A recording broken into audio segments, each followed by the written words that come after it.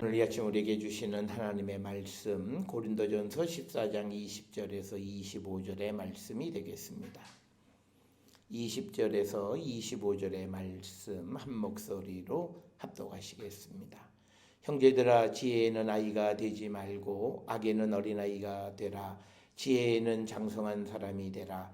율법에 기록된 바 주께서 이르시되 내가 다른 방언을 말하는 자와 다른 입술로 이 백성에게 말할지라도 그들이 여전히 듣지 아니하리라 하였으니, 그러므로 방언은 믿는 자들을 위하지 아니하고 믿지 아니하는 자들을 위하는 표적이나 예언은 믿지 아니하는 자들을 위하지 않고 믿는 자들을 위함이니라.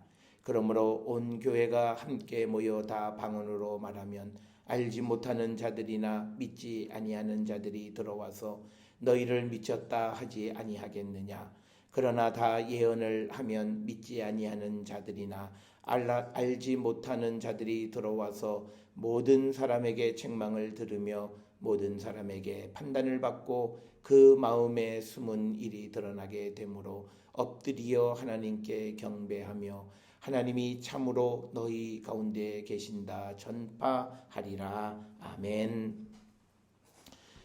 오늘 우리가 함께 읽은 고린도전서 14장 20절에서 25절에 있는 말씀은 14장 전체에서 말하고 있는 방언과 예언의 기능에 대해서 설명을 하면서 그 예언이라고 하는 것은 믿든 믿지 않든지 간에 그 책망의 말씀을 듣고 하나님을 경배하게 하고 그 다음에 하나님이 함께 계심을 깨닫게 하는 역할, 그것이 그 예언이다, 이렇게 설명을 하고 있고, 방언이라고 하는 것은 믿지 않는 사람들에게 어떤 이적과 같은 그런 것들을 보여주기는 하지만 그러나 믿는 사람들에게는 별로 역할을 하지 못한다라고 하는 것. 그래서 오늘 주시는 이 본문의 말씀을 통해서도 보면 바울은 이제 교회의 덕을 세우는 일은 방언보다는 예언의 말씀에 더 그것이 어떤 그 교회를 위해서 덕이 되어진다.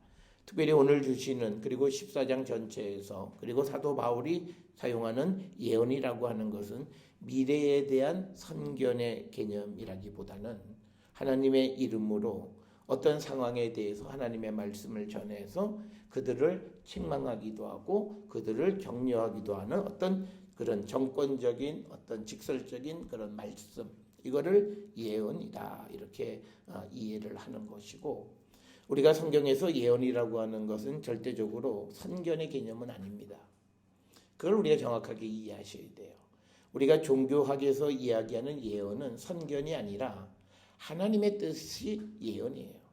하나님의 뜻을 우리에게 전해주는 게 예언이에요. 그래서 우리가 신명기서에 나와 있는 예언자의 역할은 하나님의 말씀을 대신 우리에게 전해주는 것. 그래서 예언자들에게 가장 중요한 것은 자기 말을 전하는 것이 아니라 하나님께서 주신 그 말씀을 전하는 역할을 하는 것을 예언이다, 이렇게 정의를 내리고 있습니다. 그래서 우리가 이 예언이라고 하는 이 성경에서 얘기하는 예언자들을 보면 물론 미래에 어떻게 되어질 것을 얘기하기도 하지만 많은 경우에 그들이 살아왔던 삶의 모습, 그리고 지금의 삶의 모습에 대한 그런 책망의 말씀들이 많이 있는 겁니다. 그런 관점에서 우리가 특별히 영어에서도 우리가 프로포스라고 하는 또는 프로페시라고 하는 예언 혹은 예언자라고 하는 단어는 선견이란 개념하고는 개념이 다릅니다.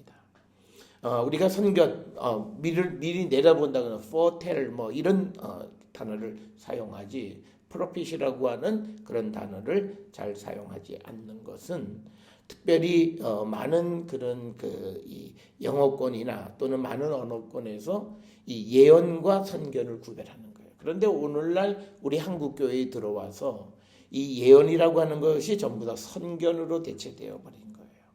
그게 오늘날 우리의 신앙을 굉장히 잘못되어지게 하는 것이다. 그래서 우리는 많은 사람들이 또 목사님들도 어떤 미래의 사건에 대해서 말을 하려고 하는 그런 자세를 취하는 분들이 많은데, 성경에서의 예언은 분명히 우리가 기억해야 되는 것은 우리가 사람들에게 책망의 말씀, 그리고 사람들을 서로가 자기가 판단하게 하는 하나님의 말씀을 전해주는 것이다 라고 하는 겁니다. 그래서 그거를 듣고 자기 자신을 돌아보고 그래서 회개하고 또 하나님을 경배하게 하는 것, 그게 예언의 순기능이다 라고 하는 것을 우리는 분명히 기억하셔야 됩니다.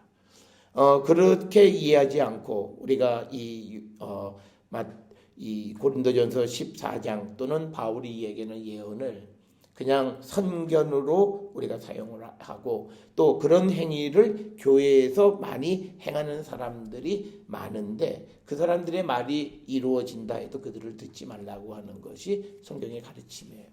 하나님이 하신 말이 아니기 때문에요. 그래서 우리가 예언자는 하나님의 말씀을 전하는 거예요. 그래서 오늘날 우리가 개신교에서 목사들의 설교하는 목사들을 예언자적 기능을 한다라고 하는 건 바로 그거예요. 하나님의 말씀을 전하는 거지 무슨 자기가 어떤 일에 대한 선견적인 그런 말을 하는 것은 아니다. 그래서 우리가 그런 것들을 지양해야 한다라고 하는 겁니다.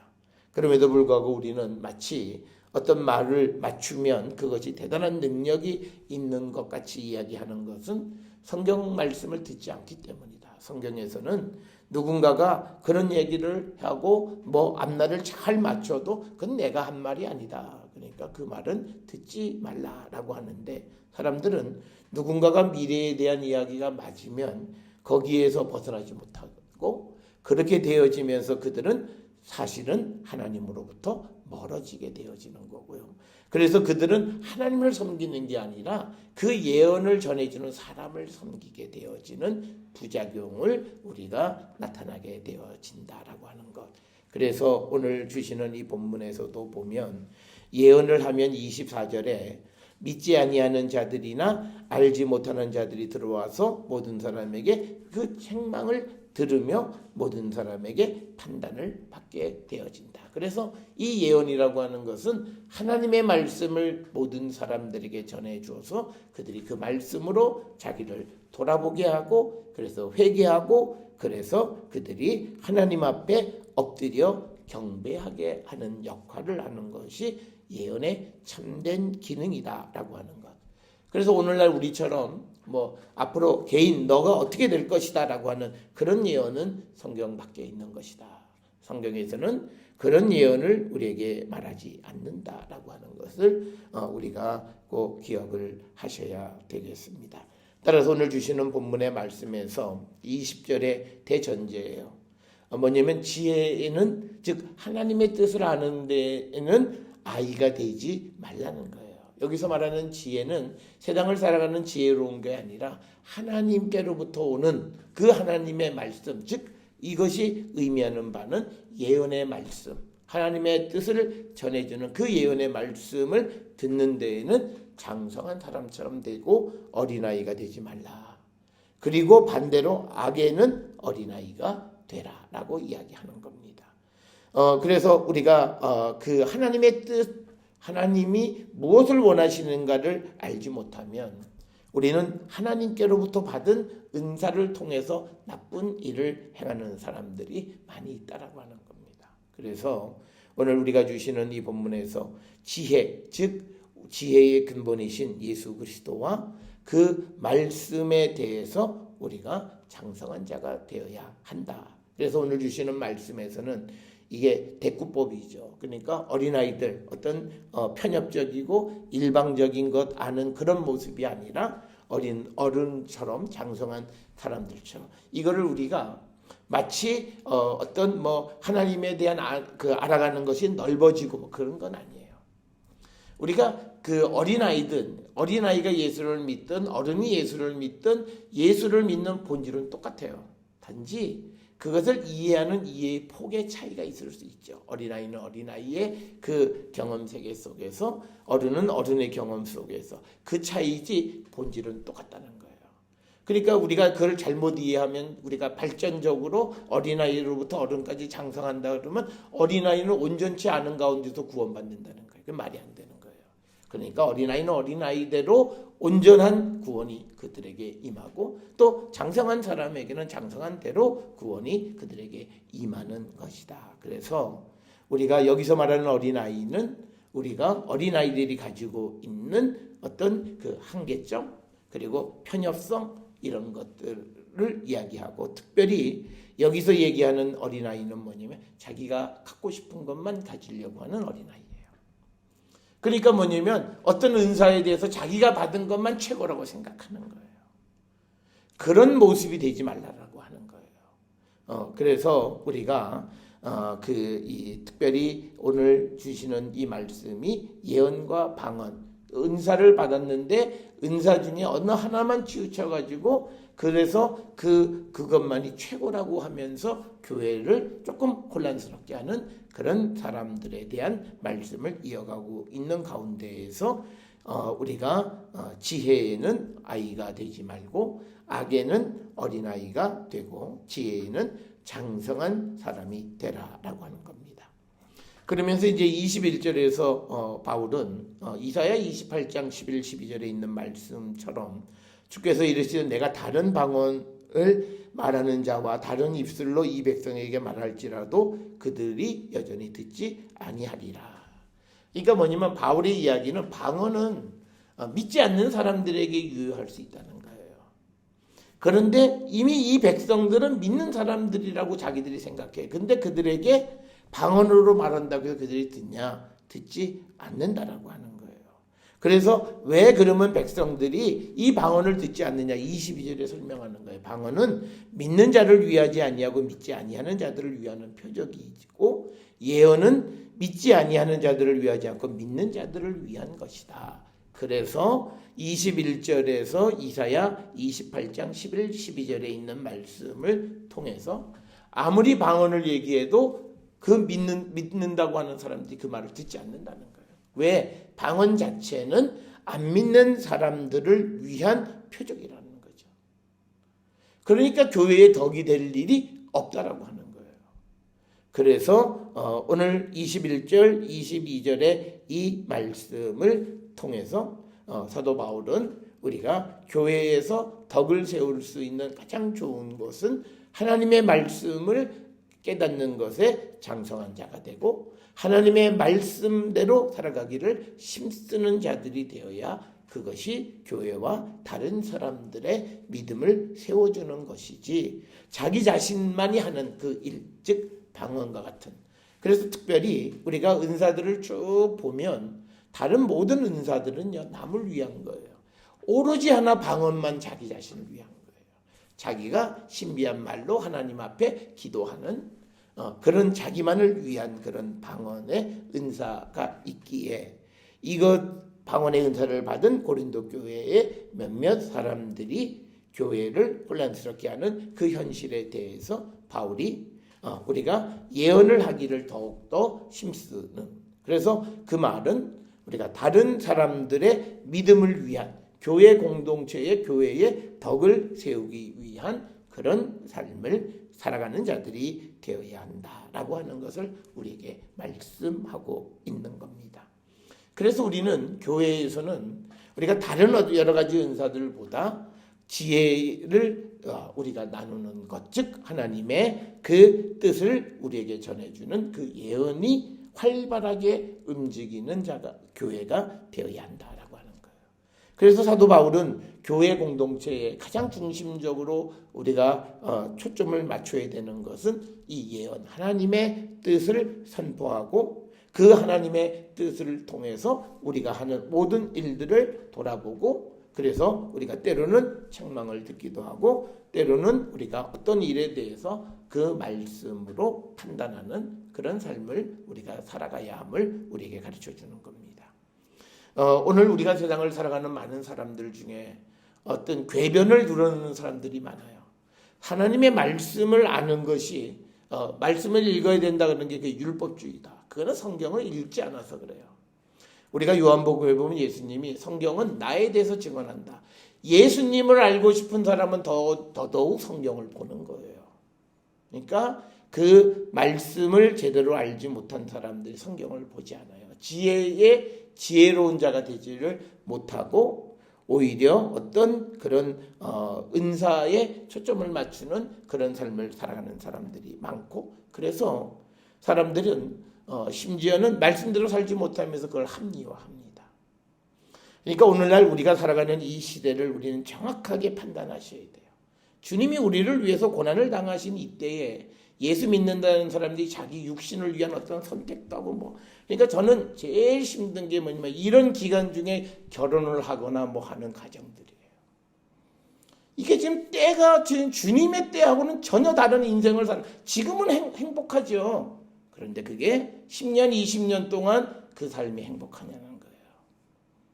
그걸 누가 보장해 주냐는 거예요. 우리가 정말 예수를 믿는 사람이라면 예수님의 삶과 나의 삶, 우리는 늘 말로 그러잖아요. 예수님을 닮아간다.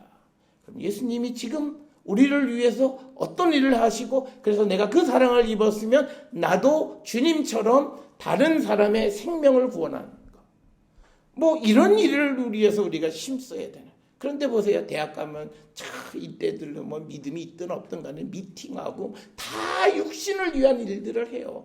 절제하고 자신을 그러니까 그 모든 인생이 박살나는 거예요. 그걸 보지를 못하는 거예요. 그리고 다 그렇게 살아가는 게 마치 인생을 잘 사는 것 같은데 어느 순간마다 인생의 길이 턱턱 막히는 건 뭐냐면 하나님과 관계없는 인생을 살아가고자 하는 그것이 몸에 배었어요. 그러니까 뭐냐면 악을 항상 은혜 받았다라고 하면서도 악을 우리가 행하는 걸 즐겨하는 삶을 살아요. 자기도 모르는 사이에 우리가 그리스도와 반대되는 행위를 하게 된다는 거예요. 그러니까 우리에겐 비전이 없는 거예요. 그러니까 교회들은 이렇게 건물은 크지만 세상에서 아무 영향력이 없는 교회예요. 그냥 필요 없는 교회가 돼버린 거예요. 그러니까 교회의 숫자가 중요한 게 아닌 거라는 거죠. 그래서 우리가 어떤 선택을 할 때에도, 우리가 무슨 일을 시작할 때에도 우리가 해야 할 때가 있어요. 그때는 주님의 때를 피해가는 거예요. 우리가 이 때가 오래된 것 같지만 그렇지도 않아요. 40일이에요. 1년에 겨우 10분의 1이에요. 이 10분의 1을 하나님 앞에 구별해서 드리지 못하는 삶을 우리는 살아요. 그러니까 우리가 유럽의 사람들은 요즘 유럽 여행하면 비행기표가 비싸요.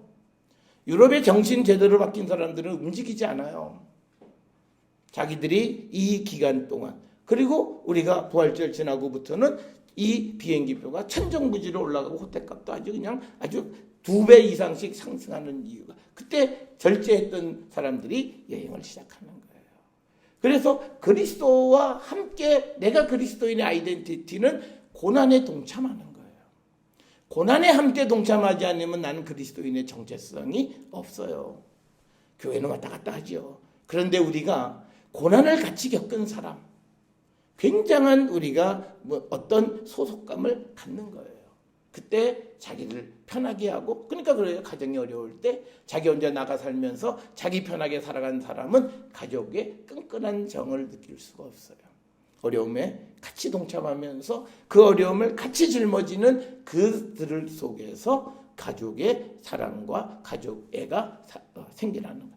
마찬가지로 그리스도에 대한 사랑도 마찬가지예요. 주님에 대한 그 생각들을 우리가 가지고 살아야 된다는 거예요. 우리가 세상을 살아가면서 우리가 내가 받은 은사만, 그냥 이것만 가지고 이것이 최고다 그래서 이걸 가지고 나를 즐겁게 하고 다른 사람을 배려하지 않고 특별히 예수님은 생각하지도 않고 믿음의 삶을 살아가는 것, 그건 우리에게 좋은 게 아닙니다. 그래서 우리는 하나님은 우리에게 다 좋은 걸 주시지만, 그러나 내가 좋은 걸 받아서 때로는 절제할 줄도 알고 때로는 멈춰설 줄도 알아야 돼요. 하나님은 우리를, 하나님의 교회를 위해서 은사를 다 주셨고 우리 모두는 능력자예요. 그 능력자가 다른 사람들을 위해서 우리가 그 삶을 살아갈 때 그에게 능력이 나타나요.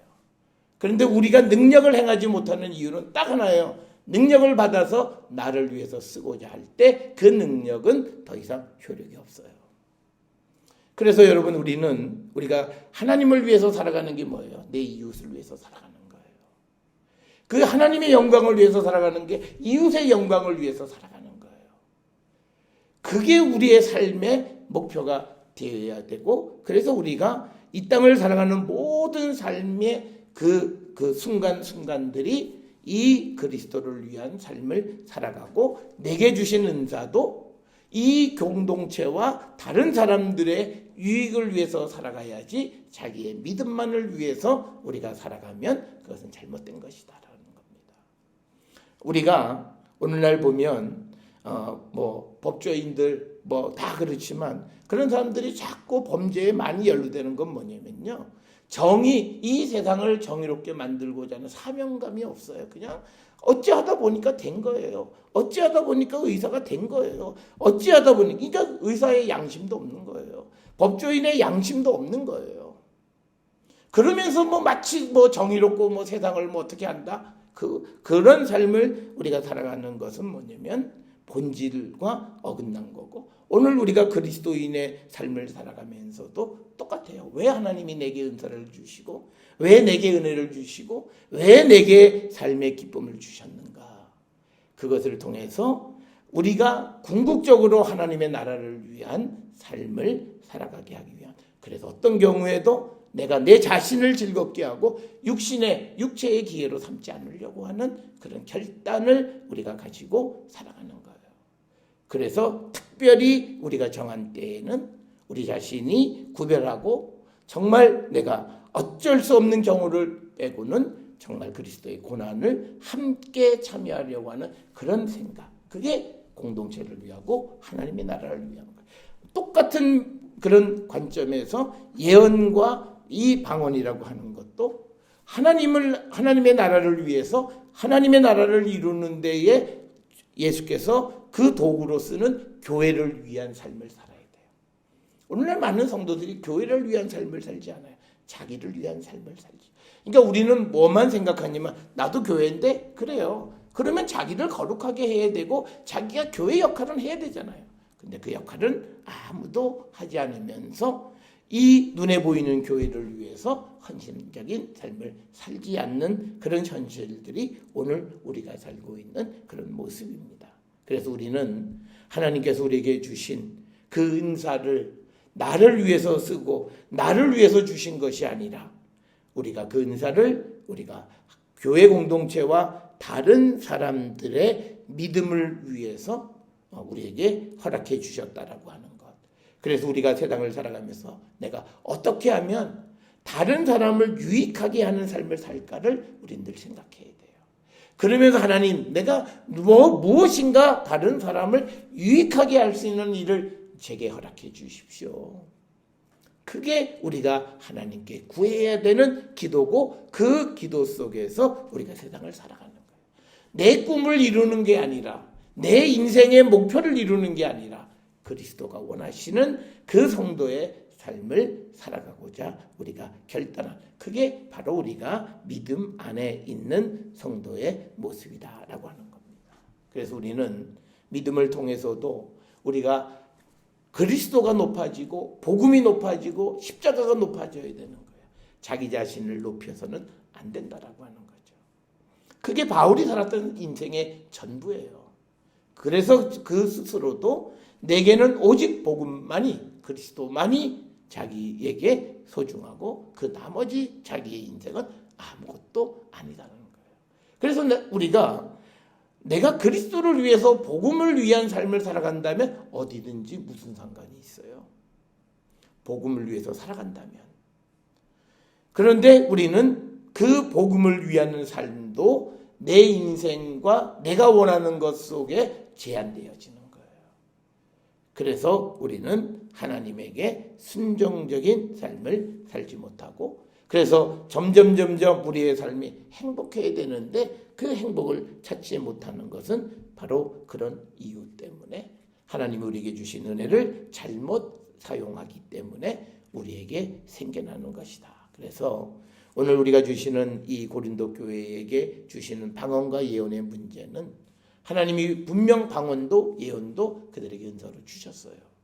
그 주신 것을 어떻게 쓸 것인가, 내게 은혜를 주신 것을 내가 어떻게 쓸 것인가를 생각하는 그 생각의 차이에서 한쪽은 질책을 받고 한쪽은 그 일을 더 힘쓰라 이렇게 권면을 받게 되는 겁니다.